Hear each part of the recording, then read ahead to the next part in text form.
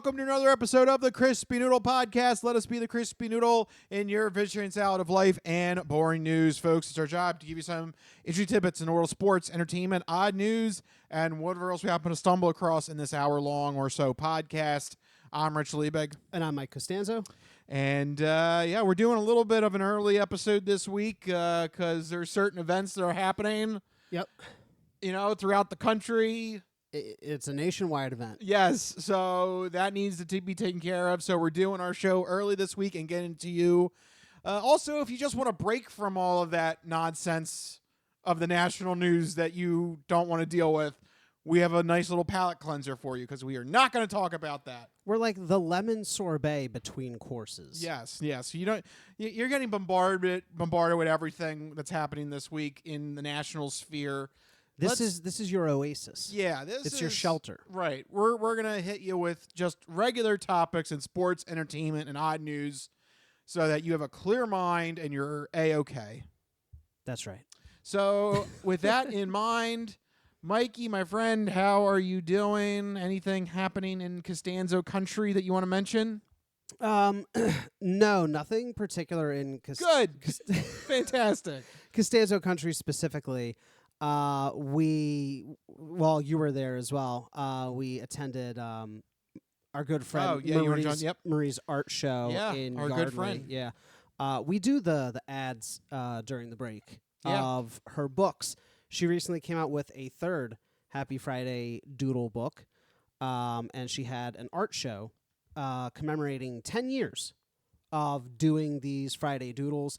Longtime listeners they'll be familiar with the ad. She was on the show. She's done artwork for the show. She literally has created the logo for our show. The look and the vibe of it. We got a chance to go check out the gallery. It was just incredible to see. She filled this entire She filled a house, bucolic farmhouse. She filled a house full of our artwork. That's pretty impressive. Yeah, that's incredible, and also the tenacity to stay with it for 10 years. That's just incredible. So if you like supporting local artists, check out the book, check out the website, check out, all of the above, the Instagram. Really fantastic stuff. Yep. So that's what we did on Friday. Yep. And don't worry about the contact info because, we'll play the ad during the break. So catch the break when we end this first half of the show. Absolutely.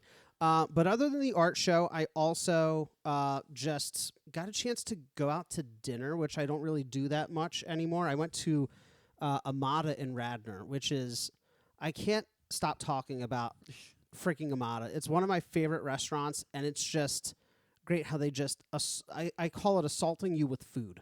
It's just like you with delicious food. It's just like this nonstop, little Spanish tapas. It's just perfect. That was my weekend though, going and looking at art, and then eating artfully created food. I was like, "Hey babe, I'm gonna leave. Want to travel?" And that's what it sounds like when you're eating. What was that? You don't remember that? I was like, "Hey babe, I'm gonna leave. Want to travel?" And then I'm gonna make a band. No, what is that? We had an interview with John Sage of Love Killed Kurt, and he loved Peeps, and he put a whole bunch in his mouth. Oh my God, no, I don't remember that at all. Yeah, so that was a clip from that. That was a long time ago, wasn't it? Yeah, yep. Man. So there you go. That's what it sounds like when you're eating there. That's what I sounded like. Absolutely. Yeah.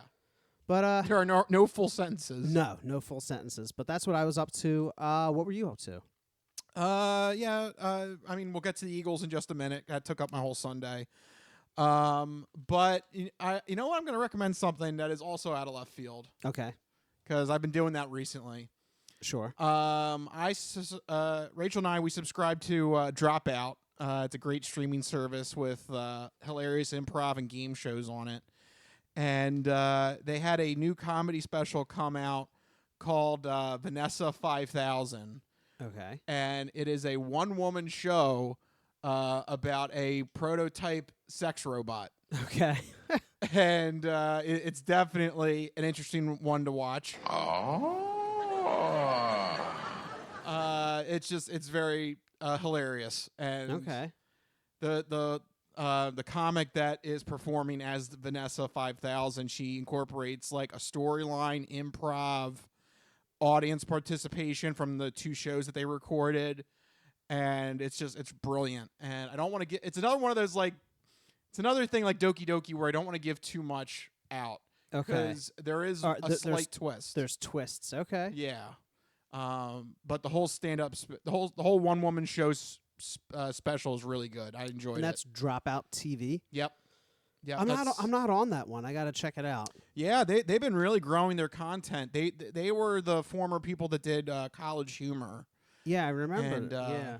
they have great shows now on there between Game Changer, Dimension 20, the new one with food is Gastronauts, which I love. I can't wait to see more of that. And then the one I mentioned before was the stupid TED Talks. I can't remember. I totally just forgot the name of it. It had me. You did tell me about that, but I can't remember the Smarty Pants. That's what it's called. The stupid TED Talk concept, though, is something that really intrigues me. Yeah. I get 20% off my first year if I sign up right now. There you go. Highly recommend it. All right, I might do it. I might because these shows sound like right up my alley. Like particularly the stupid TED Talk Yeah. and this other one that you've just recommended, the Yeah. Vanessa 5000. Vanessa 5000, the That's prototype sex doll or Yeah, whatever. that's the PG titled. You know, if you want to try and get people to watch it, Right. and then you tell them it's about a sex robot. And they're like, ooh. Oh, yeah, exactly. That's how that works. But there's comedy and a little bit of a storyline behind it, so it's worth your time. Okay. And it's a one-woman show. The comic that does it is fantastic. And that's Dropout TV. I was just on their website. It seems pretty affordable for a yearly subscription. So it's not like one of the, several $100 a year subscription packages. Yeah. So highly recommend, and that's the new thing that came out on Dropout. And Rachel and I watched it, and we're like, "Whoa, that came out of left field. That was awesome." Okay, all right. So that is my recommendation for you guys. But you know what? The other thing that we did, and I talked about it briefly, was there was some football action. So we took that on Sunday, and I think that's a good way to delve into our first batch of topics with the sports sampler. So you're not good at sports. It's a very small part of life. Sports. In your face. Ha ha! That's right. Sports coming at you in your face here. Do you want to do football, or do you want me to recap the World Series? I totally just remembered that.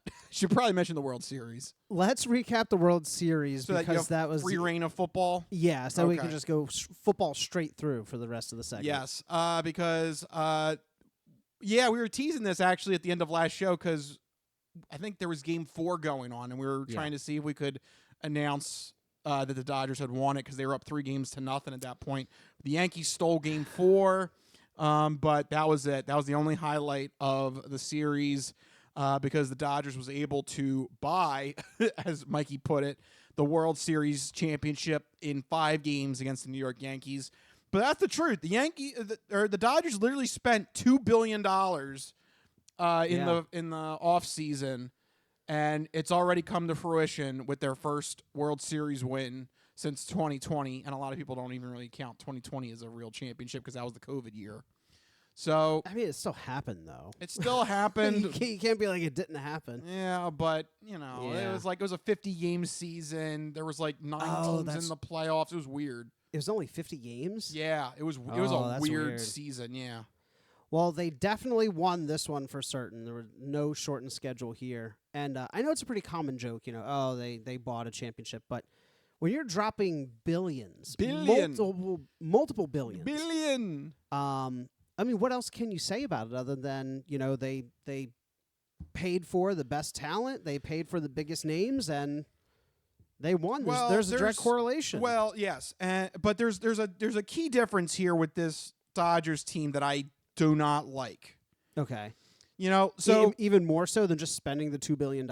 There's a different way of doing it. So all throughout Major League Baseball history, up except for like a handful of exceptions, the teams have been spending the money in real time. That's the Yankees were known as the evil empire because they were launching into $250 million salaries per year and everything. I know what you're going to get to. So it's still not good, but at least you knew where everybody stood accurately. Yeah. The Dodgers, though, have taken the concept of a prorated buyout, and they have put it on steroids on top of steroids. And this is how they are able to spend $2 billion to win the World Series right now, because they're not spending $2 billion in 2024.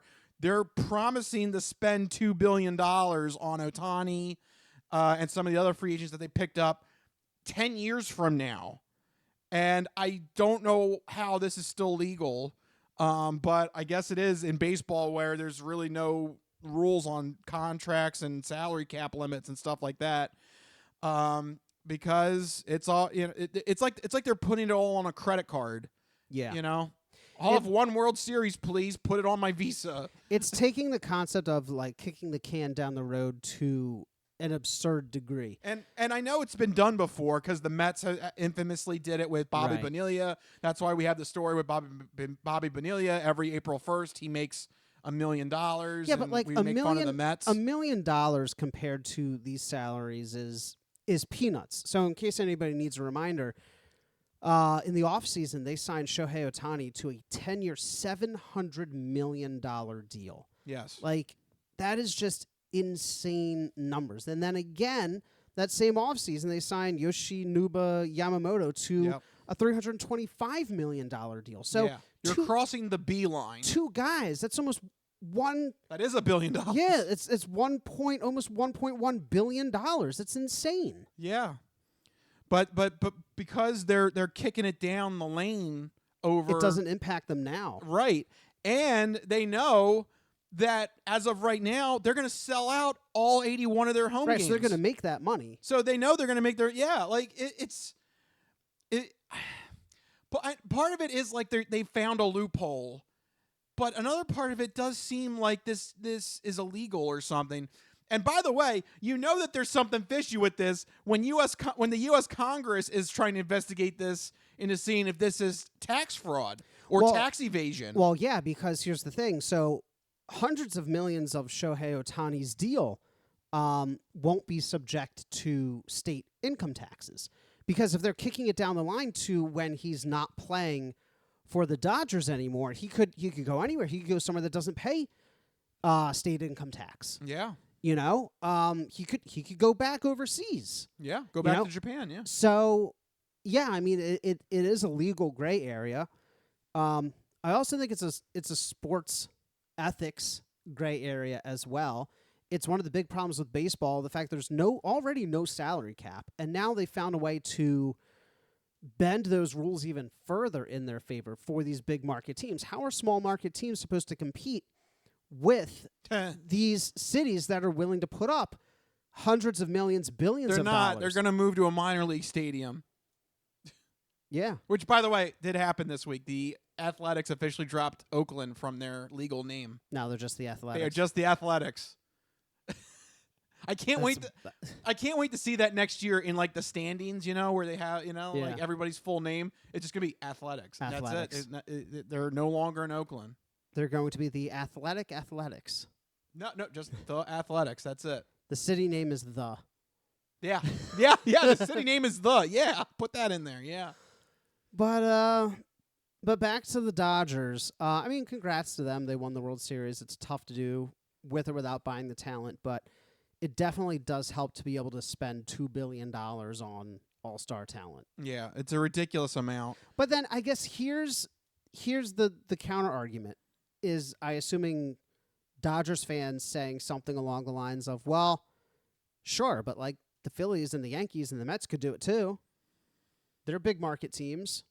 Well, I think you need a team that has formidable staying power and that is going to sell out tickets with a consistent stream of income.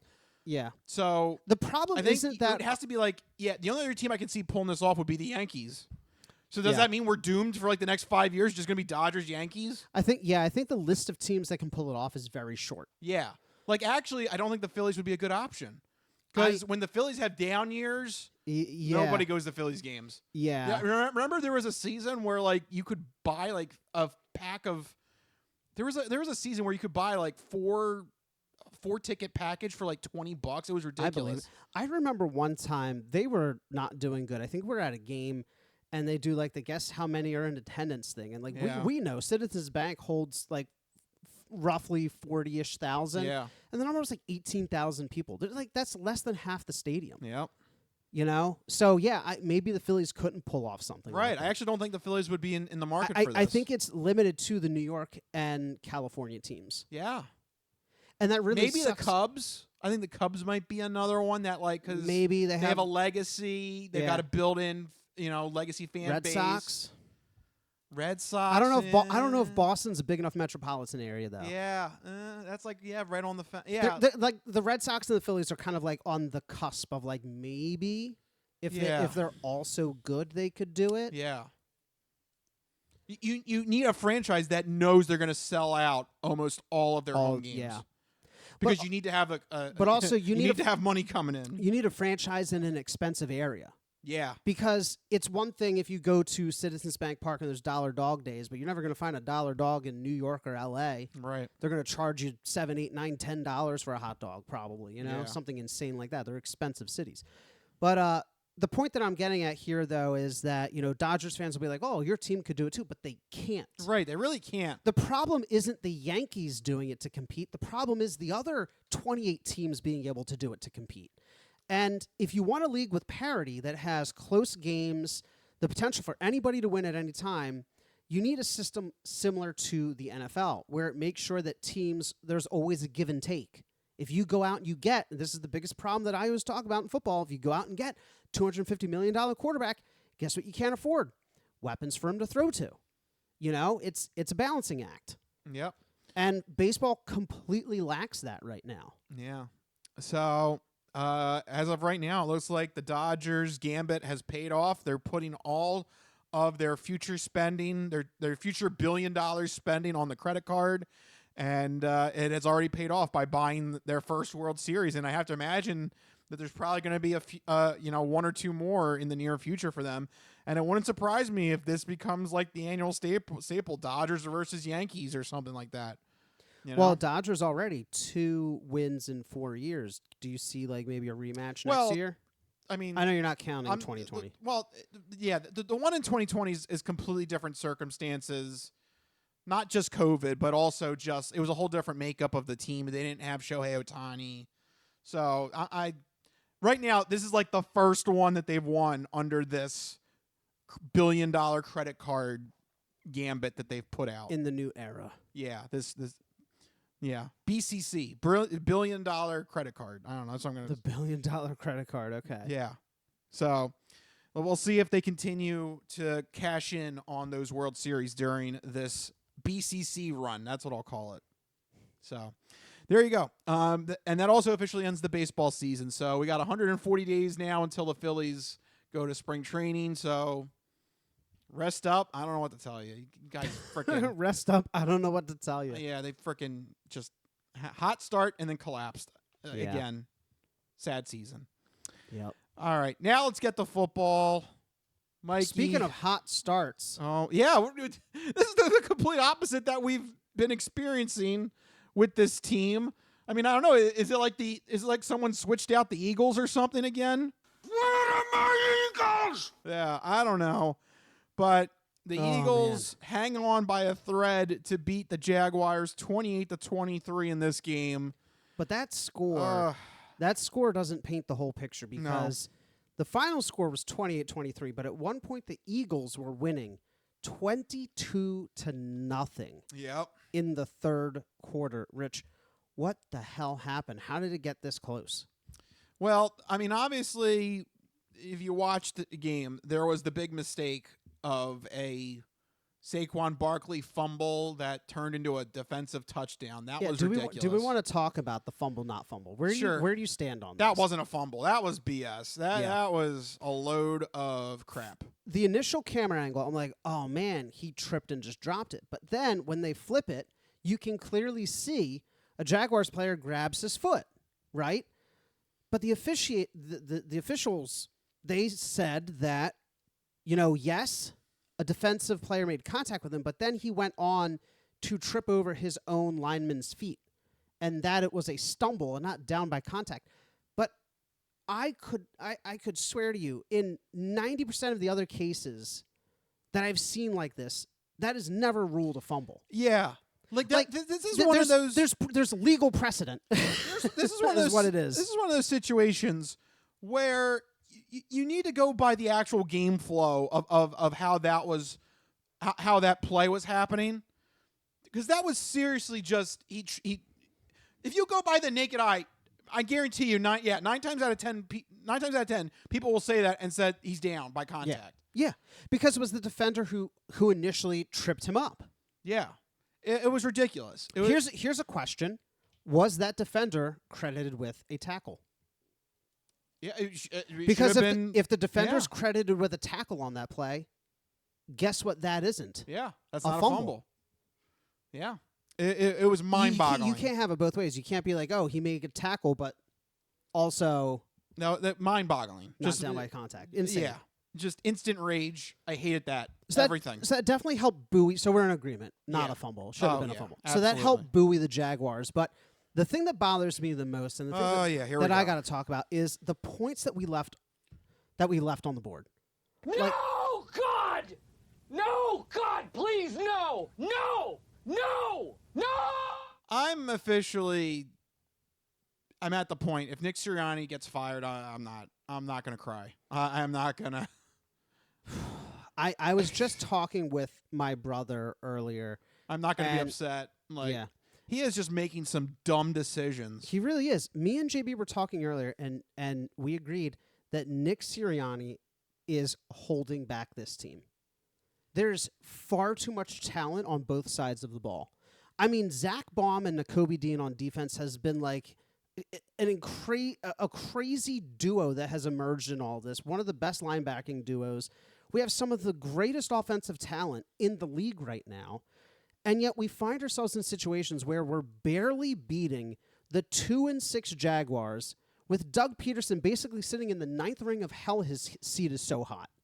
Surprised he didn't get fired this week. I'm surprised this game didn't get him fired. Instead, it was the Saints head coach that got the axe this week. Yeah. So me and JB agree that Nick Sirianni is holding this team back. Would you also agree that he's holding this team back from greatness? Because let's lay it all out for people. So the decisions we're talking about are a series of very aggressive play calls that Nick Sirianni made. He went for a 2-point conversion for seemingly no reason. We were up. We had just gone up, 16? And they decided to go for 2 points. So this is the one which that I don't understand the logic. out of the 3 missed 2-point conversions, the first one is the one that pisses me off the most. So literally, they're going to kick the point after. The point after's through. You can literally see on the scoreboard you are up 17 versus 16. Do your freaking math. Yeah. This is very important. 16 points is still a 2-possession game. Yes, that's 2 touchdowns and 2 2-point conversions. It's tough, but it's two possessions. 17 points is a 3-possession game. Minimum That 3. is huge. That Yeah. 1 point is huge.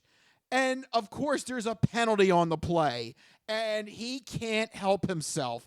He tells the referee, I want it to be enforced, and I want to go for a 2-point conversion. Silly. And of course, it's one of the 3 that backfire in his face. And that one just pisses me the hell off.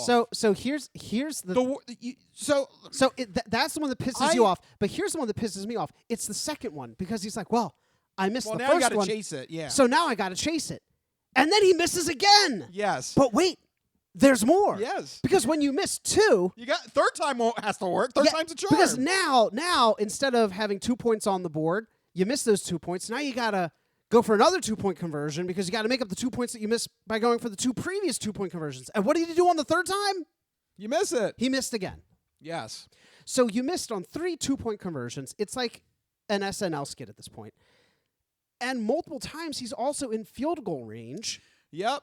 And we either go for it on 4th with a weird fake bootleg pass attempt. Yeah, they got snuffed out. And then there was another series of plays where we lost, I think it was like 6 or 7 yards that took a 50-yarder to a 57-yarder. We missed that field goal.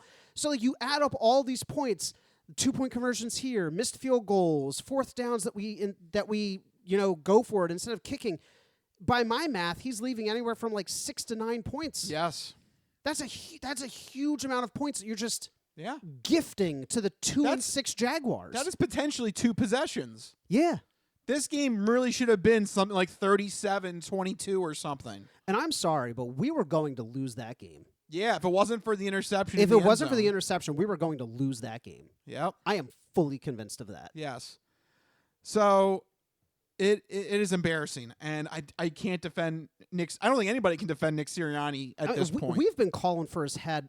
I mean, I have been. Last year, everybody wanted to blame Brian Johnson. I said, I think it's larger than Brian Johnson. And it was. Now we see the real issues. But, like, would you go so far as to say that, like, yeah, you're in the camp of we need to seriously consider other options maybe next year? Honestly, at this point, I think he is at risk of being fired at the end of the season. Yeah. I don't think it happens during the season. No. Because Definitely not during. because it seems like the Eagles are going to make the playoffs, probably I mean, as a we're- wild card. We're 6-2. The crazy thing about the NFC this year, we're 6-2. Excuse me. Any other year, we'd be right in there at the top of things, but it's so competitive. We're the 6th seed right now. Yeah. Like, we're barely in it.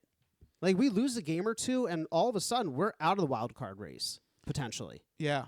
So we got a tough week coming up because the Eagles have 2 division games in 4 days. Yep. That's going to be And fun. then followed by Baltimore after that. Yeah. This is our toughest stretch. Yeah. Yeah. Way to inspire confidence heading into this, by the way. But to circle back to the Nick Sirianni thing, I do think he's holding us back. Yeah. Because in this game he did. Like, games against, and this is kind of what I've been alluding to the past couple of weeks, it's okay to play the way we've been playing against the Browns, the Giants, the Jaguars, but when we face the Commanders 2 weeks from now, A week and a half from now. week and a half from now. It's going to be on a short week. Oh, that's right. It's a short week. I don't think we can play the way that we played this week against the Commanders. No. They'll win. Yep. And Commanders will win. Baltimore, like, Yep. when we come up against those more complete, competent teams, they're going to school us because the Jaguars almost did. Yeah. There is good news. I think Hurts is coming into form here. I think they've finally found a good balance between what Hurts is expecting to do and then what they can do to hand off to Saquon and make sure that this is a balanced approach to the offense. So I'm liking what I'm seeing from Hurts, actually. Yeah, I do have to admit this was a really strong showing from Jalen Hurts. He really was a big part of us being able to stick in that game despite the bad decision-making from Nick Sirianni. The talent level kept us in that game. I need to see him string together a couple performances like this and before I fully apologize to him. I'm still a little bitter from earlier in the season. But Wait, should I play the clip? Is he officially not the guy? Sure. You are not the guy. You're not capable of being the guy. I had a guy, but now I don't. You are not the guy. So, yeah, that's Mike's new Look, segment. fool me once, shame on you. Fool me twice, I won't get fooled again. Yes. No, but seriously, Jalen Hurts did play really, really good football this past game. I need to see it again against division rivals like Dallas and the Commanders. But what about Devontae Smith's catch? Oh, that was beautiful. That was something wild, wasn't it? I didn't think he caught that. When I saw that in real time, I did not think that was in, but Man. he pulls off some amazing catches. I know A.J. Brown is the shining star of the offense, but for my money, it's Devontae Smith.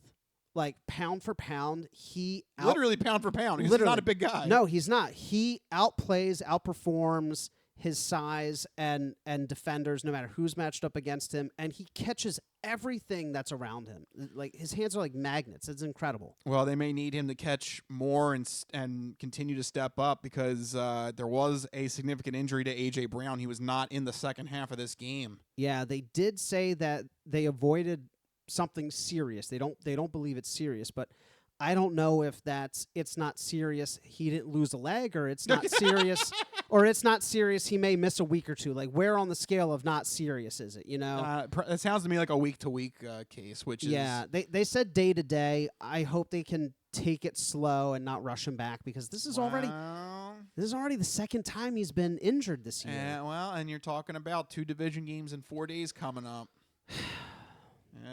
Yeah. Ugh. This season can get out of hand very quickly the next couple of weeks. Yep. So there you go. But speaking of future football, yeah, let's. Do you want to dive into our next bit? Yeah, let's leave that horrible play calling of a game to the dirt, and let's move forward with our Fantastic Four picks. All right, Mikey, what's on the docket for Week 10? All right, first up, we have an AFC North Division rivalry. The Cincinnati Bengals are traveling to Baltimore to face off against the Ravens. This is a Thursday night game. This is a crucial inflection point for the Bengals. They need to win this game to stay competitive in the AFC. Meanwhile, the Ravens are just rolling right along like people expected them to. Rich, do the Bengals stand a chance here? I mean, they do stand a chance. I mean, any division game, you got to be careful because everybody loves a division win. So no, I'm not going to say this is 100% surefire or anything like that. But I think you do have to give the nod to the Ravens here. They're going to be at home, short week. The Bengals, they had a return to form this past week, but they definitely showed that, throughout the first half of this season that they are very susceptible. I don't know if they're going to turn it on in the nick of time. I think that's been their kind of calling card is they start out slow in the season and then they turn it on. But in a division where you've got the Ravens and the Steelers, I don't know. I think this might be too little too late. And if the Ravens, if they really want to just put their boot on the throat of their fellow division opponent, this is the time to do it. I think you got to favor the Ravens in this matchup at home. See, this is a tough one because everything in my gut says go with the Ravens here, but the Ravens barely won the last matchup between these two teams. It was an overtime win. It was over, I think it was like almost 80 points scored between the two teams. And for some reason, I feel like I want a spoiler here. I don't know why. Just a gut feeling. Just a gut feeling. I feel like maybe the Bengals can learn from what happened the last time, and maybe instead of losing by 3, they might be able to win by 3 and, really try to revive their season. Also, keep an eye on T. Higgins because he's been out recently. I think that's been a part of the problem, too. Yeah, I mean, he is still questionable, but if he can come back into the rotation for the game, I mean, you never know. I don't know. For some reason, I don't think I've been as down on the Bengals as other people have been. So I'm going to take a flyer on a spoiler here with the Bengals. Probably the wrong decision, but something about it just, I like them. I don't know. I can't explain it. I like the Bengals. Next up, we have another AFC North team, the Pittsburgh Steelers, traveling to Washington to face off against the Commanders. This is a straight-up offense versus defense type matchup. The Pittsburgh Steelers have one of the best defenses in the league, but the Commanders surprisingly have one of the most efficient offenses in the league. Rich, who's going to win this age-old debate between offense and defense?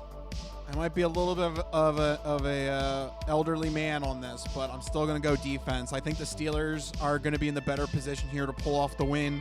Washington, they've literally have been winning games in the last minute or so, the last couple weeks, and I don't think you're going to be able to get away with that against a Steelers team that is rocking and rolling.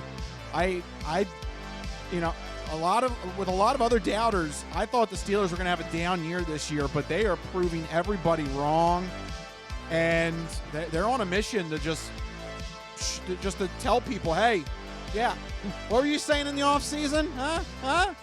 Because they are looking like a AFC North championship team and possibly a playoff run in their future the way that they are playing. So I respect the Steelers in this. I'm going Steelers. So I like the Steelers as well because it's not just their defense, it's their ground game. The best 1-2 combination you can have is, when facing a high-octane offense like the Commanders, keep them off the field. And you do that by controlling the clock with the ground game, and then a staunch defense to slow down the offense when they are on the field. If they get those two things going, they have a real chance to beat the Commanders. But either way here, this is a fantastic test for both of these teams. We're going to learn a lot about both of these teams in this matchup, I think, and kind of see how far they can go this year. Yeah. One of the best matchups that the two have had so far. But I do lean towards the Steelers a bit here in this one. Next up, we have a Sunday night showdown between the Detroit Lions and the Houston Texans. Rich, who do you like in this one? I know the Texans have a little bit more of a break because they had the Thursday night game last week, so they have a little bit of a mini bye. But you know, I gotta say, after watching that game, they're still fine, but I think they took a step back or two after a couple of their losses recently. They don't look as sharp as they did at the beginning of the season and last season as well. Whereas the Lions, even though they've suffered some injuries, they are still just rolling people. They had a big win over the Packers last week. Yep. They are. I don't think it's hyperbole. I think the Lions might be the NFC champion this year. They are just on a tear, and it's like they've got a chip on their shoulder from that championship game last year. They knew that they could have won that game and punched their ticket to the Super Bowl, and now they are pissed off this season, and they are showing it. So I would not want to be in front of the Lions train right now and get smushed. So I'm going to go with Lions. Yeah, they're giving off like 2017 Eagles vibes, right? You have injuries, next guy up just gets the job done. They got something to play for. For some reason, they're not getting the respect like they should, or at least they feel that way. They love their head coach. They want to play for him. It's just a really solid, sound football team, and it's one of those things where you can't pick against them until they give you a reason to. Yeah. So, for that reason, meanwhile, we have seen a few cracks with the Texans. Not that many. The Texans are still a very complete team, but the Lions just have a little bit more of an X factor. They are rolling their opponents. Yep. Like no other team this year. So, got to go with Detroit in this one. And finally, we have our very own hometown Philadelphia Eagles traveling to Dallas to face off against the dreaded Cowboys. Rich, do we win a division game here against the Cowboys? They really should. There's kind of no excuses. Dallas is in a free fall right now. That game against the Falcons that they had last week was embarrassing. And and I would even say that statement before they lost Dak Prescott and CeeDee Lamb. That game was going sideways for the Cowboys. They are in a state of free fall right now. If there was ever a time for the Eagles to cash in on a win in Dallas, I think it's right now. Even though they've got Nick Sirianni making questionable calls, the Eagles still should be able to roll into Dallas and come out with a win because Dallas just doesn't look good. Yeah, Dallas does not look good, and Dak Prescott officially out. CeeDee Lamb, questionable. They are 32nd in rushing. Yeah.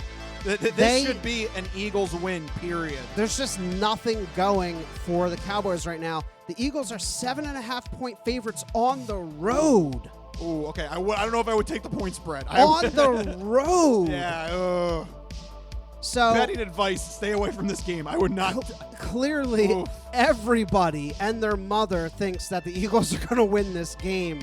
I don't know if I would take that. Stay away from that point spread. Yeah, that's a big point spread. But that's just to emphasize how bad the Cowboys are right now.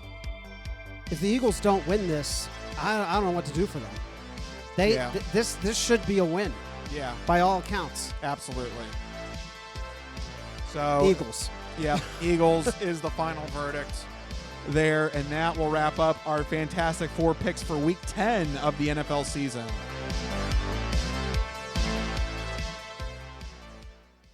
So there you go. You don't want to take 7.5? No, that's a lot of points to ask. I saw that. I mean, maybe we could do something there. Teaser it. Yeah, I think you'd have to teaser it or use a money line in a parlay or something. No, I would not take 7.5. Let's do a teaser parlay. We'll do that during the break. Yeah, we can formulate a teaser. Yeah, in the break because we've got the apps and stuff. We can figure that out. But definitely 7.5 on this Eagles team that couldn't win by more than a They possession. They only won by 5 at home against the 2-6 Jags. They think they're going to blow out the Cowboys by like 8. Yeah, I don't Come know about on. that. Come on. Yeah, I don't know. I would not put my money on it. Yeah. Yeah. But there you go. That's what we have for you in the Sports Sampler. But we're going to take a little bit of a break, but don't go anywhere because we still got the entertainment entree and the non-fortune cookie odd news when we return from the break. This is the Crispy Noodle Podcast. Don't go anywhere.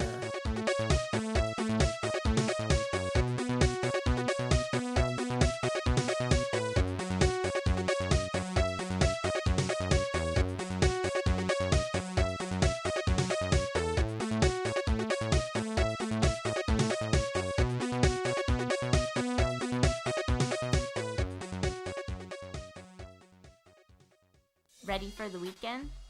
Happy Friday.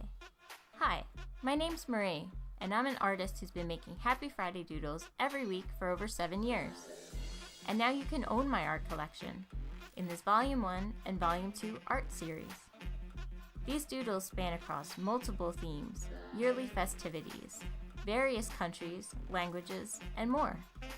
Both coffee table books have something for everyone and are the perfect conversation starter or gift for a friend. Really, anyone who enjoys a good weekend. Available on Amazon, Ingram, BookBaby, Barnes & Noble, and more. Visit happyfridaydoodles.com/books and get your copies today. Let's celebrate the best day of the week. Happy Friday.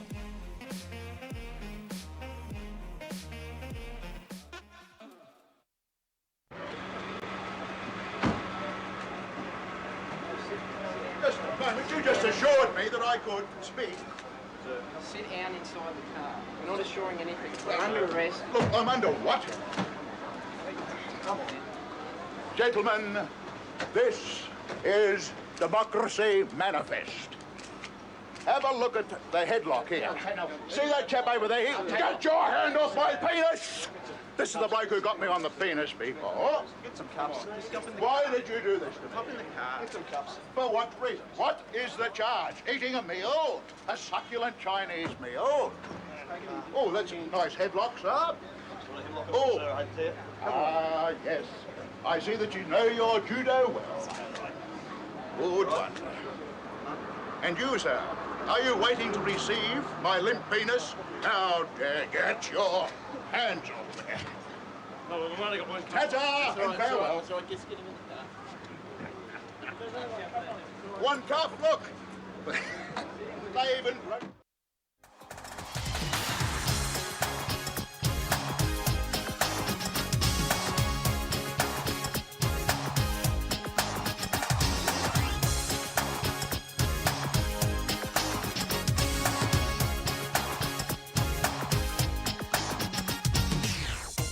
Oh, yeah, we're back here on the Crispy Noodle Podcast. Yeah, we love Democracy Manifest. It's the best.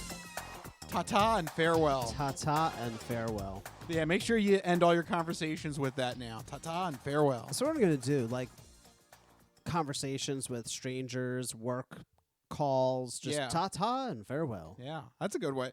Yeah. That or, what was it? When we had the Raccoon Man way back when we first started the show, and he ended the call with, "You be particular." You be particular, yeah. That was a hell of a way to end an interview. Oh, man, the Raccoon Man. Yeah, that was weird because he was like running for like governor. Yeah. His pet raccoon got stolen by the Yeah. government. So he's like, I'm going to run for the local government and get my raccoon back. Yeah. What? How, though? Why? How and why?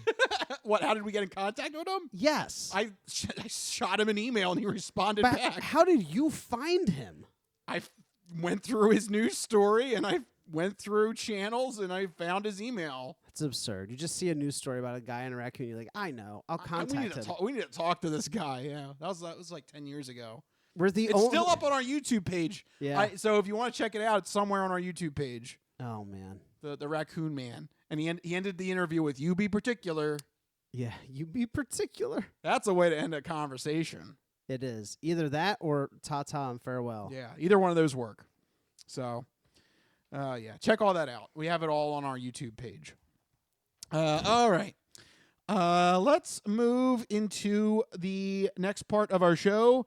Sometimes you get odd news, which will be coming up later, but sometimes you get other celebrities that are in movies and TV and music in the entertainment entree.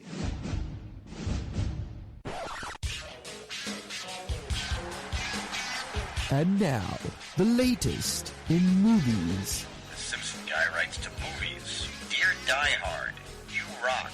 Especially when that guy was on the roof. Music. I know what that is. That's music. Video games. I'm Commander Shepard, and this is my favorite store on the Citadel. Celebrities. You really know Warren Beatty? Yes, I do. I took a leak next to him once at the Golden Globes. And more. You were the all-singing, all-dancing crap of the world. This is the entertainment entree. All right, we are officially in entertainment entree territory, and we're going to kick it off with the segment where Mike is going to let you know what you should keep an eye out for this upcoming weekend with new movies, TV, and video games with Mike's This Week in Entertainment.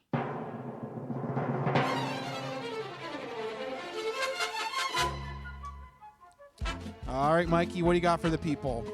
First up in movies, a new horror thriller, Heretic, comes to theaters this week. Here's the synopsis. 2 young missionaries become ensnared in a deadly game of cat and mouse when they knock on the door of the diabolical Mr. Reed.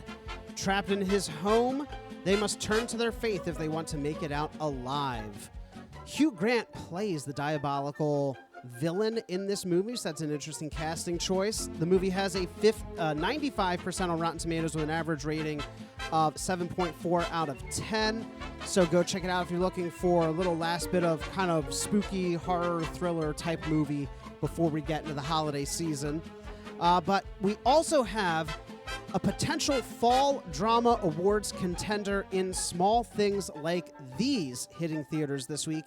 Set during Christmas 1985 in an Irish town, Cillian Murphy stars as a father and coal miner who discovers startling secrets of the local convent and shocking truths of his own. The film covers the horrific, quote-unquote, Magdalene Laundries asylums run by the Catholic Church from the 1820s through the 1990s. I looked it up. It's where they would send fallen women, otherwise known as sex workers. You laugh, but there was over 150 bodies discovered. Ooh. So, what's the Catholic Church doing in a small Irish town? That is Small Things Like These coming to theaters this week. Cillian Murphy, of course, being singled out for his acting as well. So, a couple of potential avenues for awards there with that one. In television, though, we have Game Changers, a new documentary miniseries coming to Max this week. Game Changers, not Game Changer, which is the show on Dropout. Oh. FYI. 2 different things here. 2 different things. No, this is Game Changers with an S. Yes. But it tells the behind-the-scenes stories of the making of huge video game franchises from Sonic to Minecraft to World of Warcraft, Call of Duty, and Pac-Man. I'm really looking forward to this. It seems pretty cool. So definitely keep an eye out for that one. And finally, instead of watching the making of video games, try playing 2 fun games coming out this week. Planet Coaster 2 hits PlayStation 5, Xbox Series X, and PC. It's, of course, the sequel to the hugely popular amusement park sim that emphasizes ultimate creativity, nuance, and attention to detail in both its decoration and ride creation. But this game also introduces water parks and water amusements to the mix as well. But if theme parks aren't your speed, check out Empire of Ants. Coming to PlayStation 5, Xbox Series X, and PC. It is a real-time strategy game where you lead a colony of ants in strategic combat and exploration to defend the colony. This is how you get ants. This is how you get ants. And that's what we're looking forward to this week in entertainment. Oh, yeah, you better be careful with ants and bugs and stuff like that. I hate them so much. Yeah. Did you know that the reason why a bug is called a bug in a computer? Do you know the story behind it? Is it because there's actual bugs in computers sometimes? Close. I don't know the actual story. I just know that sometimes, like, techs find bugs in computers, which Yes. is always I hate that idea. Right. So on a spin-off of that, yeah, apparently if you work for Geek Squad or one of those computer repair places, they will consistently have some sort of bug repellent bug. It's the dark, warm, closed-in space. Because a lot of the computers that they get are they got Oh, I don't even want to think about it. Yeah, they got some nasty tidbits of bugs inside there. No, God!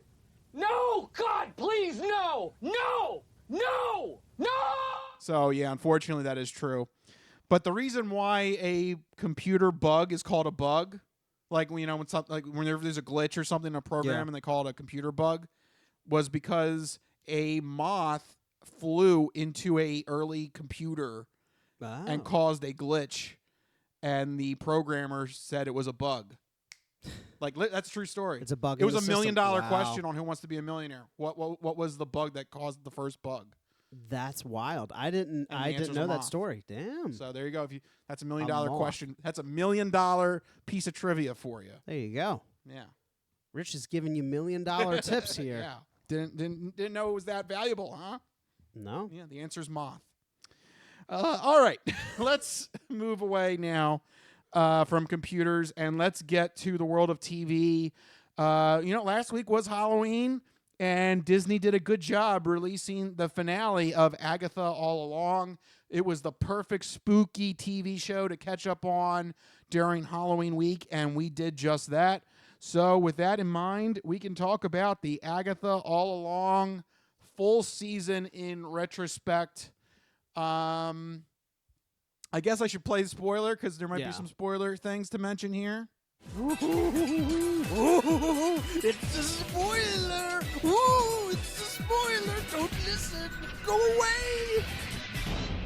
All right, so with that in mind, let's talk about Agatha All Along.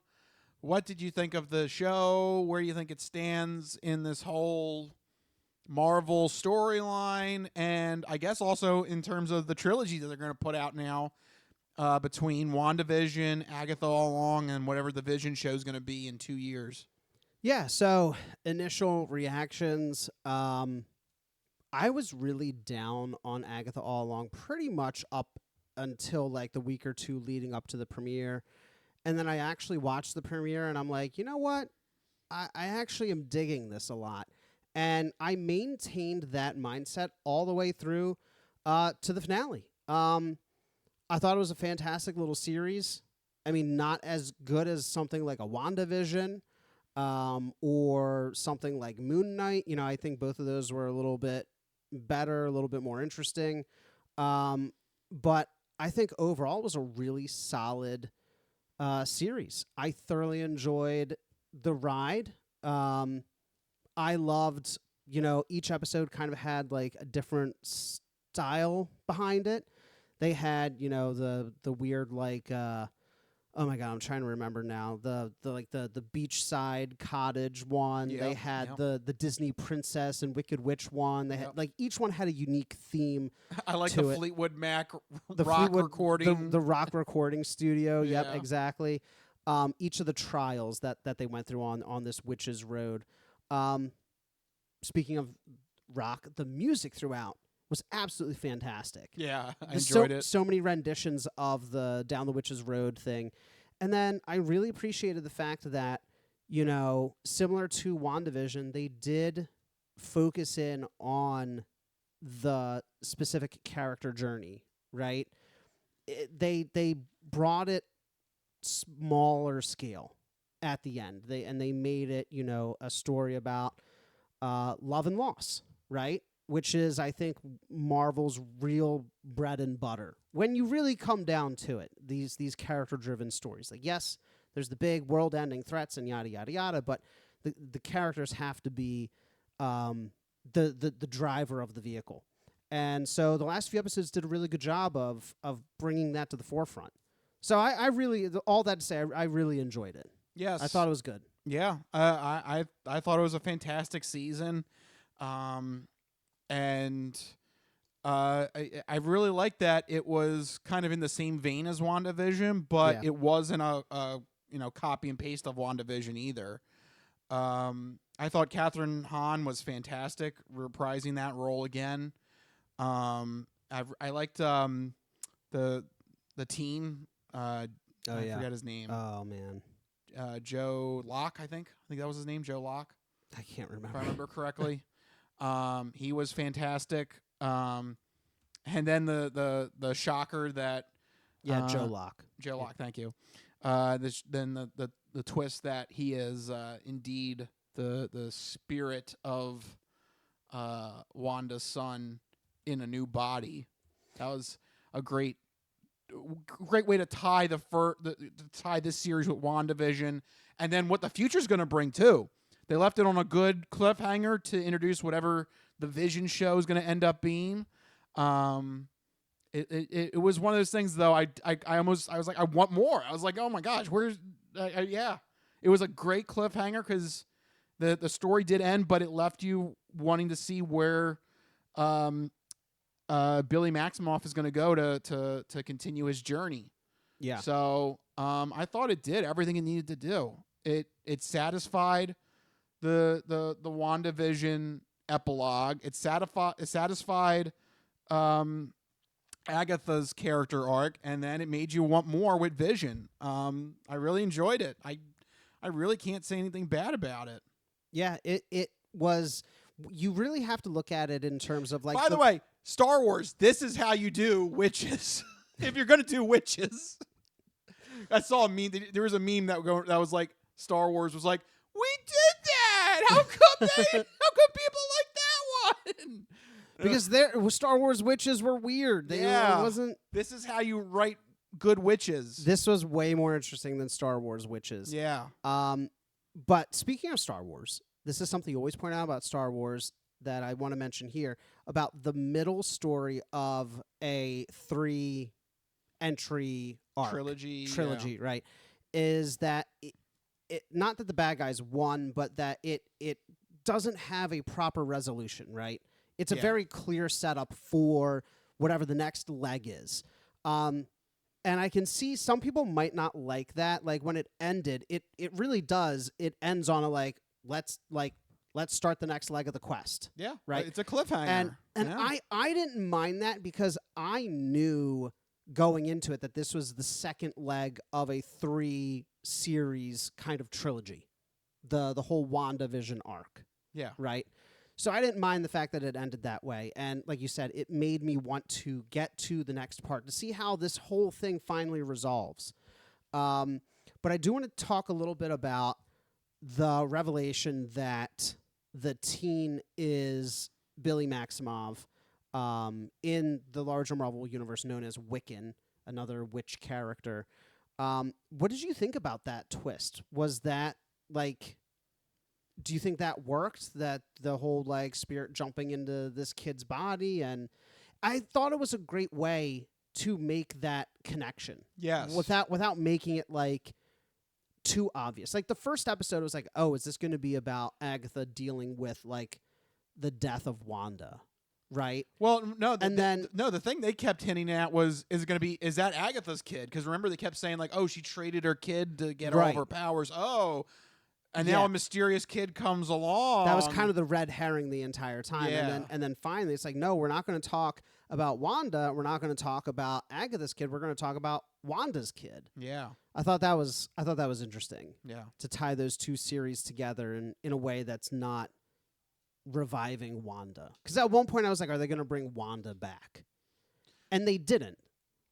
No, but they've left breadcrumbs. Okay.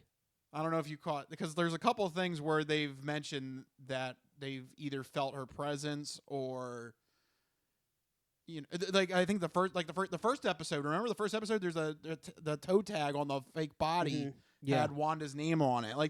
There's certain. There's breadcrumbs to bring her back. I think at one point somebody asked, I can't remember which character was did you see her die?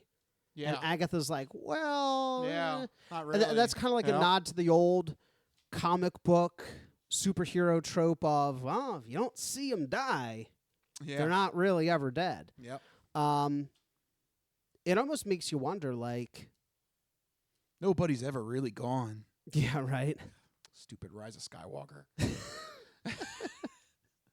No, I like the fact that actually looking back on it, that they didn't bring Wanda back, because it would have This just wasn't her. This is not her entry. right. It would have just made this series. It is already kind of like a stepping stone, but it would have made it more of a stepping stone. Yeah. You know, to the point where people would then be like, all right, well, why did we even bother going on this? Yeah. Why is it called Agatha All Along? Yeah. Right, exactly.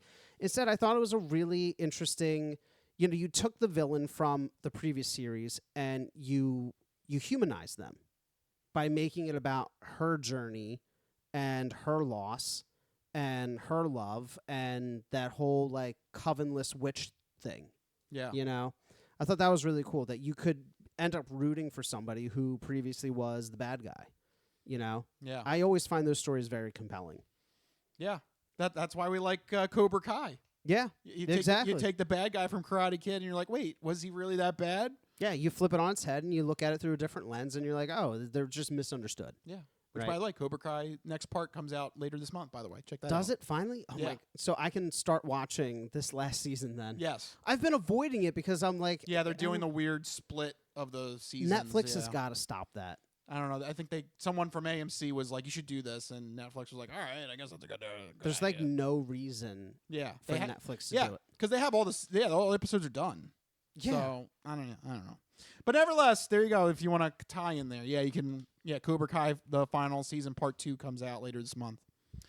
I'm trying to think of other thoughts that I had during Agatha All Along. What did you think about Aubrey Plaza as Death? Loved her. Yeah. She was fantastic. So good. Yeah. I mean, she's just fantastic just in general, but as Death, oh, Yeah. man. That role suited her. I don't know how else to explain it. Yeah, right? It suited her. It did something. Yeah. Like, she's just got that whole just that like vibe. That macabre, like. She's got Yeah. that whole vibe down. Yeah. I don't know if it's from her time being in Delaware, but Delaware will do that to you. Yes. It just works. I wanted to see her in the Death getup more. Like the face, the Death face. Yeah. I thought that was so cool. It is, but it kind of makes sense that, like...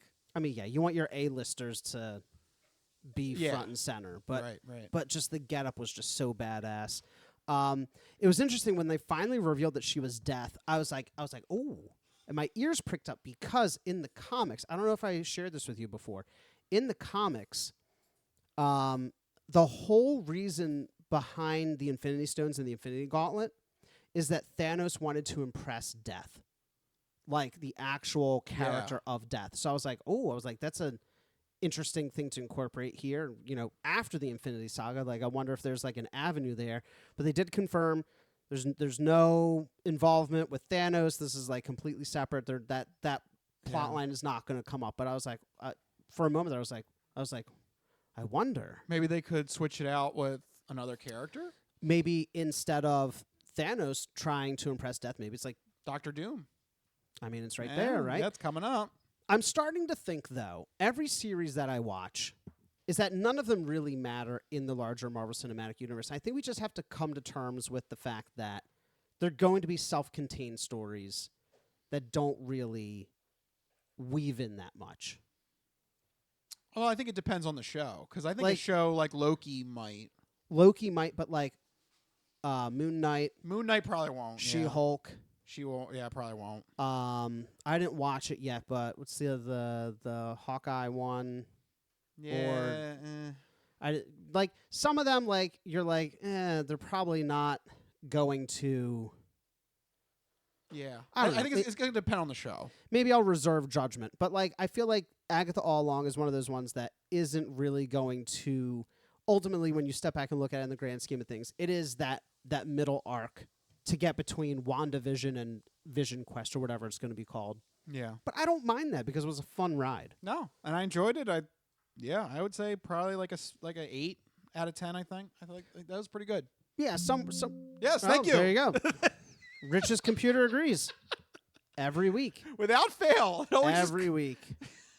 There's always got to be a notification that comes up. I don't think we've had a week where the computer didn't speak up. But the computer agrees, Yes. and that's really the final word on the matter, because when the computer says so, that's really all you can. It's all you can go by. Yes. So yeah, no, I agree. Somewhere in that range, like 7 to 8, somewhere in that range. So, like, I think that, if people were uncertain about it, like me, just give it a chance. There's way more there to sink your teeth into than you realize, and they did a fantastic little character journey, and I thought it was a lot of fun. All right. Well, speaking of things that are fun, there's one more bit of the show left, and that is the fun non-fortune cookie odd news. We've been talking about cool and its ramifications and how it applies to the hip scene. But maybe you could give us some examples now of the opposite of cool, uncool. Just exactly what is uncool? My nipples look like milk duds. Holy shnikes. It's time for the non-fortune cookie odd news. It's not of this world. I don't know exactly what it is or what it's doing, but this is not human intelligence, okay? It's not human intelligence we're facing. How you doing? Me? I'm doing great. Mandada bastata. I don't make this stuff up. I'll take a pound of nuts. That's a lot of nuts. That'll be $4, baby. You want fries with that? I seen the celery dance across the baseball fields. You had me at Meat Tornado. No, go past this. Past this part. In fact, never play this again. Okay. Oh, what does that mean? And now it's time for the non-fortune cookie odd news. So sit back, get everything you need to get from the kitchen. Be sure and empty the bladders. Go to the bathroom because you're in for a hell of a ride.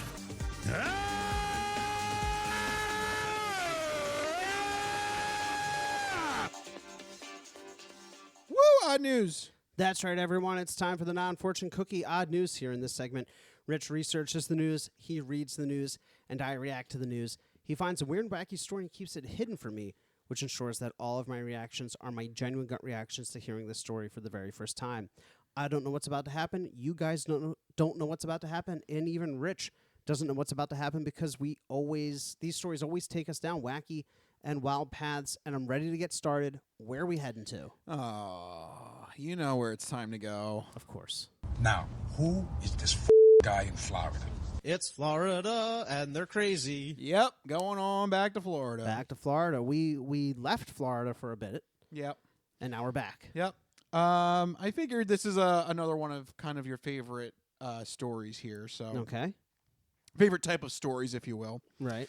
We're going to follow the case of 20-year-old Jeremy Lang. Okay. Unfortunately, he is wanted in connection for 5 church burglaries. Oh, man. How dare you steal from the church? She's not a Christian! Definitely not. 5 different ones. So, okay, that was my question. 5 different churches, not 5 different burglaries of like 1 or 2 churches. No, this is 5 different separate churches. He hit 5 different churches. That's a lot of churches. Yeah. This is like I didn't know. It's like a spree. I didn't know Florida was that faithful. Oh, yeah. Well, I always thought they were a godless, lawless place. Oh, no, there's church there. Okay. What are you doing Monday? Church. What are you doing Tuesday? Church. What are you doing Wednesday? Church. What is that? What are you doing Thursday? Church. And Friday? Church. Church. Yeah, all the churches. Okay. That's what they do in Florida. That's how they respond. Ah. Anyway, yeah, so Jeremy Lang, he is wanted by police for 5 church burglaries that will boil down to 3 larceny charges, 2 mischief charges, and a motor vehicle burglary charge. So okay, so he broke into a vehicle as well. Yeah, on one of these stops. Yeah, okay. He wanted to steal the Padres' car, I guess. I don't know. I mean, go for it, I guess. Yep. All right, but let me get to the odd news part, because right now it's just sure he's going on a little bit of a spree, a 20-year-old guy, right. Whatever. So he was finally apprehended last Tuesday. He was charged with all those things that I mentioned. He pleaded his innocence, of course, but the police were able to find his cell phone. Oh, no. And on it, they went into the background of his internet search history, and they found some very interesting Google searches here. Wrong, wrong, wrong, wrong. Wrong, wrong, wrong, wrong.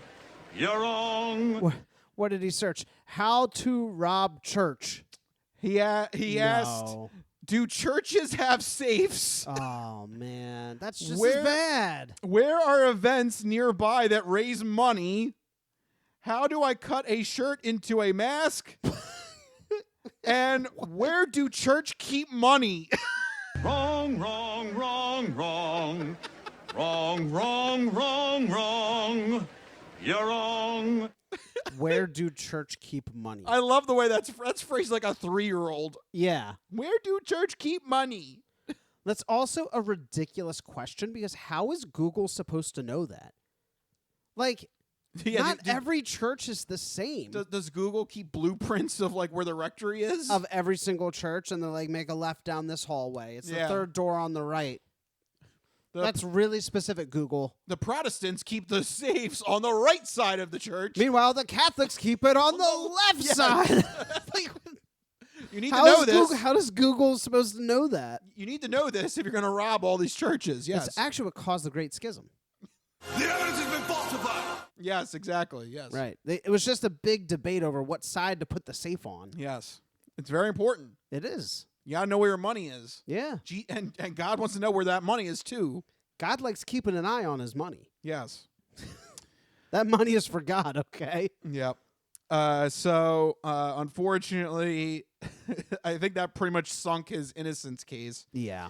Lang is now being held in the county jail without bond, and he's going to face all those charges. So I don't think he's going to have a chance to weasel his way out of this. I also really like, how do you cut a shirt into a mask? Yes. Why don't you just either, 1, buy a mask, or 2, just figure it out? Like, oh, good for you. Yeah. Like, what do you mean, how do you cut a shirt into a mask? Like, what kind of mask are you making that's so elaborate you need freaking blueprints for it? Yes, Google will. He should have went to ChatGPT. I'm sure ChatGPT would have been able to figure out the back end of blueprints and figured all this out for him. It's just such a silly question. You just I don't know, just wrap it around your face. I don't know. Yeah. I feel like it's not that hard. I feel like I could take a shirt and cut it into a mask without Googling it. Yeah. But where do church keep money? That's important. That is very important. Yeah. ChatGPT would know. Probably. I just love the way that's phrased. Where do church keep money? Where do church keep money? We are caveman. Oh, and do churches have saves? Yes, they do. I don't know why. I guess he would think like, I don't know. Would he think like they collect the money and they just run over to the bank after? No, what they do is they stuff it into a brown paper bag and they just leave it in the closet. I don't know. Yeah. Or does the padre just pocket all the money himself and he just has it on him? Right. The priest is just always carrying around several $1,000s in loose bills on his person at any given time. Right. That's what he's doing with the church money. Of course. That collection money, you know where that's going. He's going out on a bender. Oh, yeah. No, God! No, God, please, no! No! No! No! Yeah. Honestly, it's way safer than keeping it in a safe. Because criminals are looking for a safe, but what they're not looking for is the money being on the priest. And the priest going out to Woody's and having fun. Can't steal the church's money if there's no money to steal. Very good. Yes. What you just said is one of the most insanely idiotic things I have ever heard. But there you go. True story there from Florida. This 20-year-old, what a smart dude. Did he actually steal? Like, what did he steal? The police report doesn't say. Like, what he actually made off with? I assume just money, because.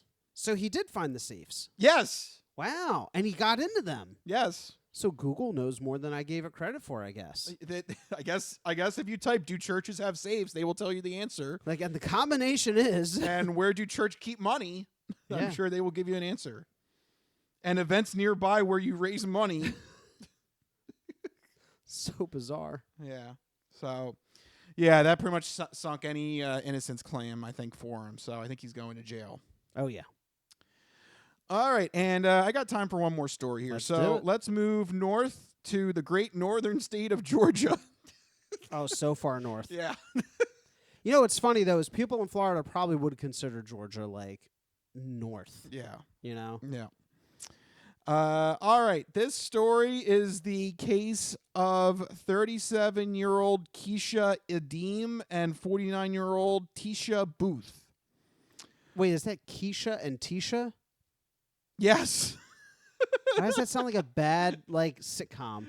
It's Tisha and Keisha. It's about to get all stupid up in here. Yeah, it sounds like a really bad show on TV Doing or some something. odd news. Do. Well, What they did Keisha they and did have Tisha a do? mission. Uh-oh. These Keisha and Tisha on a mission. The Keisha and Tisha were on a mission here because they wanted to meet up at a exit off of I-85 last week to, quote, reconcile their relationship. Oh, that's sweet. No. This doesn't sound good. They're meeting off on a highway exit ramp. What's happening? Yes, they're trying to reconnect. They're trying to reconcile. Okay. Cops note that the two are lovers. Right. So there you I mean, go. they have rhyming names. Yeah. So yes. But the reason why police were called to their scene and why this made it into the odd news is because they did a lot more than just reconciling. Uh-oh. Yep. Apparently, their attempt to get together exploded into a very explicit scene outside of a Raceway gas station. Wait, Raceway? Yep. We talked about Raceway before. Yep. They're having another odd news story here. Man. Because at 7 p.m., they were spotted naked and, quote, thrusting their pelvic regions onto each other. Yeah. Well, it was very erotic. Yes, indeed. It was erotic. Oh, yeah. Just full blown. I don't know why that's such a weird way to put it. Thrusting their pelvic regions onto each other. Yes. They didn't say intercourse. It's just said thrusting their pelvic regions. I mean, it's two women. I don't know how can you? Oh, it's two women. Yeah, Keisha and Tisha. Yeah, these are women here. I thought one was a man. I don't know. I wasn't. Which paying one attention. did you think was a man? Keisha or Tisha? Either. I don't know. I'm just curious now at this point. I don't know. I guess I just missed the part that they were two women. Okay. Yeah. So they were bumping beavers. What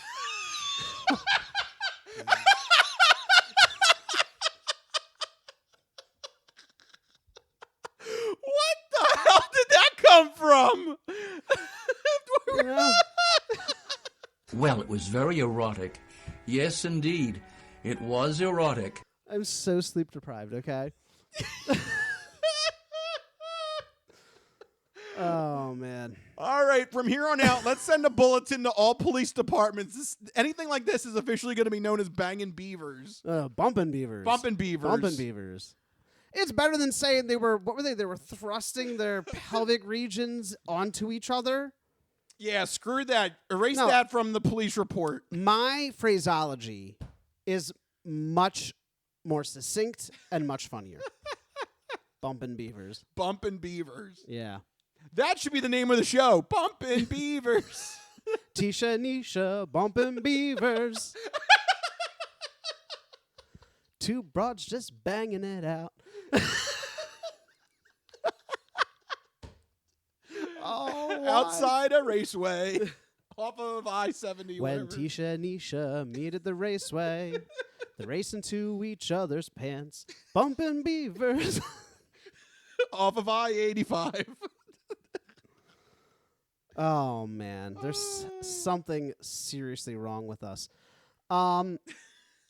So I assume that... I can't believe you said that. Bumpin' beavers. All right. So I assume that the beaver bumping stopped once the police showed up. Yeah. That's a real shame. Yeah, that kills the mood. right then and there. But to go back to the police report, It is literally what I'm describing. This is 7 p.m. last week. The sun is still out. So it says in broad daylight, they were trysting in the grass. Oh, my. Next to this Raceway gas station. Well, it was very erotic. Yes, indeed. It was erotic. Nothing gets Georgians going.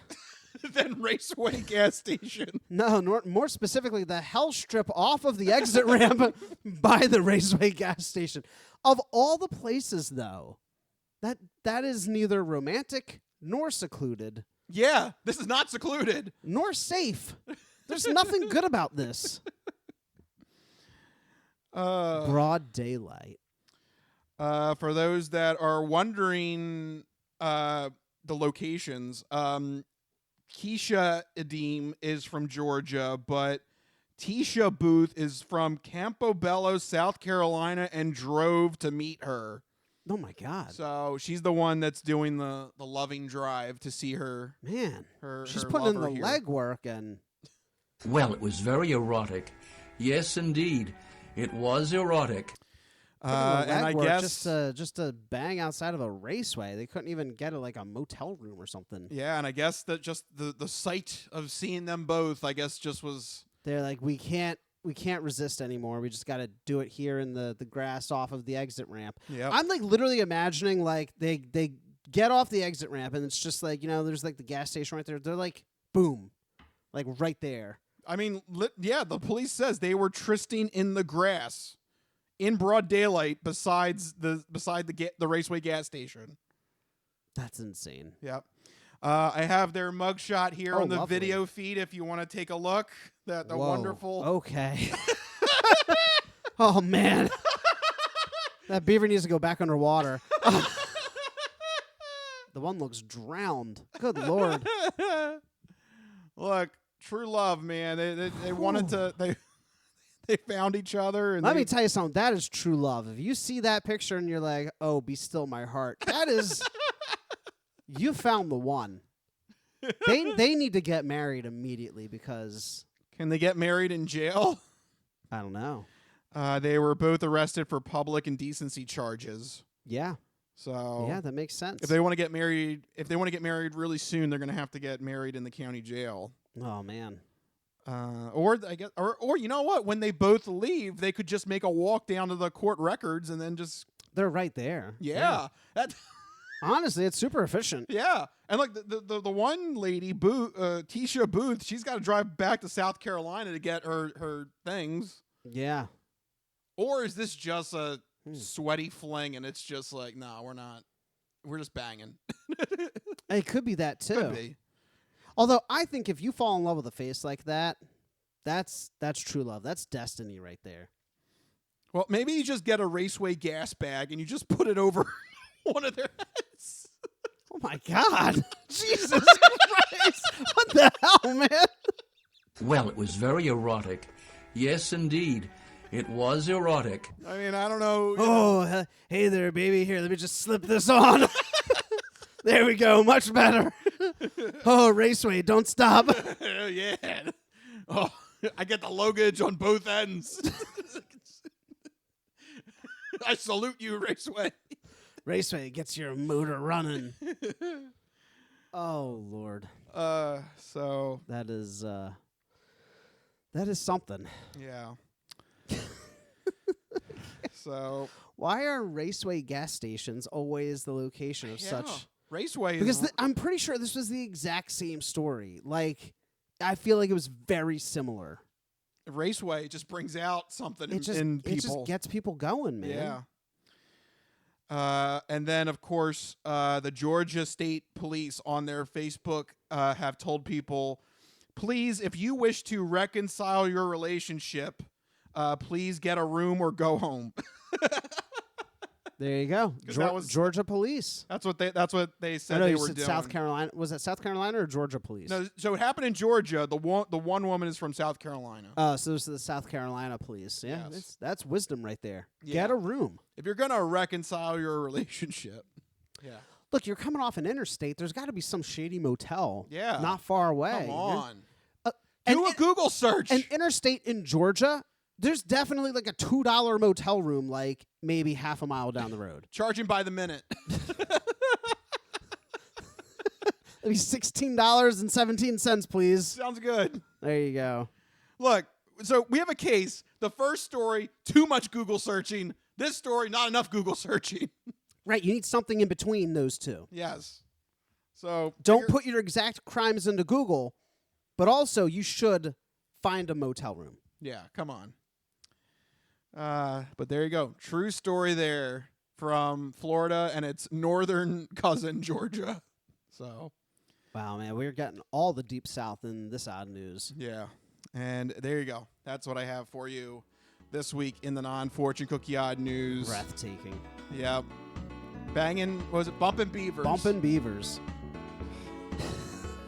What a headline from Mike. What a headline. Honestly, that's what the police report should have said. Yeah. Come on, tell me that wouldn't make a great headline. Yeah.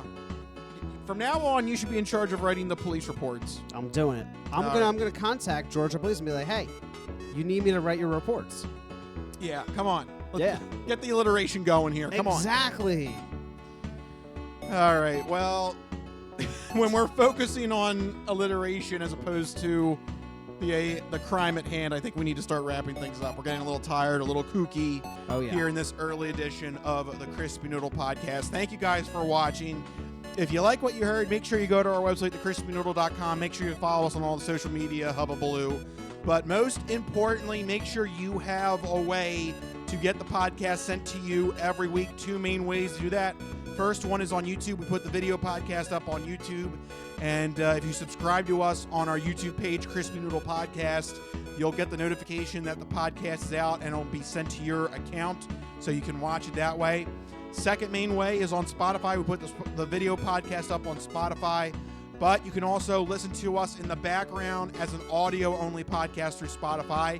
And if you are driving to Georgia for your reconciliation of a relationship or your erotic adventure at a race car, whatever, gas stop, you can use Android Auto and Apple CarPlay and listen to us on the go while you're on the highway. So do that to get ready for whatever you're doing. Nothing gets people more in the mood than listening to the dulcet tones of our voices. Yes. So lots of ways to check out the Crispy Noodle Podcast. If you need to get in touch with us individually, you can find us on X, formerly known as Twitter. I'm at Mikey Costanzo, MikeyCostanzo. And I am at Richard Liebig, RichLiebig. Find us on X. Let us know what's happening. Any odd news goes to me. Anything else, let us know. And if we use your topic, we'll give you a sausage shout out. But for right now, we got to wrap it up. This has been the Crispy Noodle Podcast. Let us be the Crispy Noodle and your fishing salad of life and boring news. That'll do it. We'll see you guys next week. See you guys. Later. Bye-bye, all you fine peoples. Good night.